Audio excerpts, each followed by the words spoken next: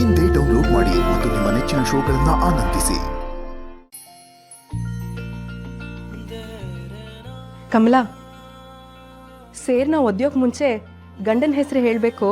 ಹಾಗೆಲ್ಲ ಗಂಡನ ಹೆಸರು ಹೇಳಬಾರ್ದು. ಅದು ನಮಗೂ ಗೊತ್ತು.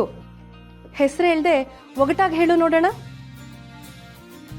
ಜ್ಞಾನದಲ್ಲಿ ತಾತನ ಅಚ್ಚು, ಪಾಂಡಿತ್ಯದಲ್ಲಿ ತಂದೆಗೆ ತಕ್ಕ ಮಗ, ಕಾರುಣ್ಯದಲ್ಲಿ ಗೋಪಿಚಂದನರು, ರಾಜನಿಗೂ ಗುರು ನನ್ನ ಯಜಮಾನರು.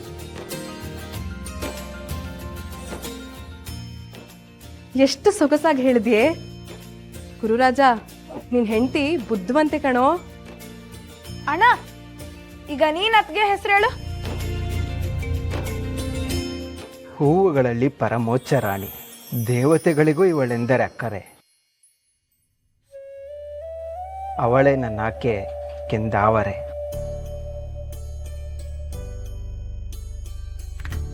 ಕಮಲಾ, ಸೇರ್ವದ್ದು ಬಲ್ಗಾಲಿಟ್ಟು ಒಳಗೆ ಬಂದು ದೀಪ ಹಚ್ಚಮ್ಮ.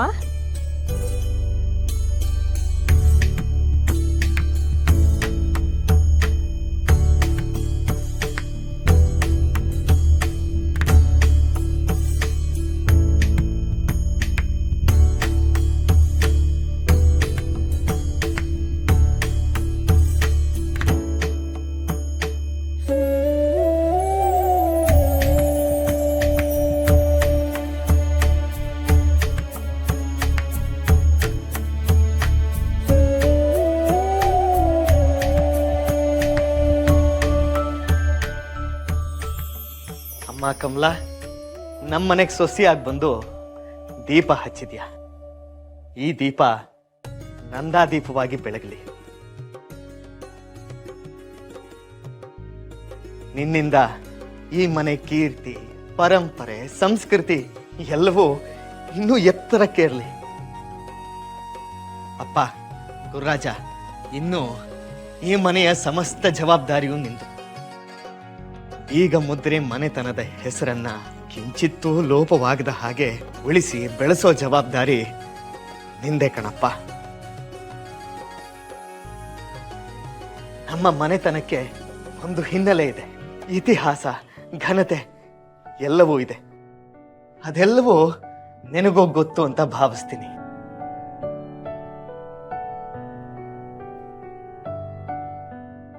ಅಲ್ಲ ರೀ, ಈಗ ತಾನೇ ಸೊಸೆ ಮನೆಗೆ ಬಂದಿದ್ದಾಳೆ. ಇನ್ನು ಚಿಕ್ಕ ವಯಸ್ಸು, ಆಗ್ಲೇ ಜವಾಬ್ದಾರಿ ಎಲ್ಲ ವಹಿಸ್ತಾ ಇದ್ದೀರಲ್ಲ.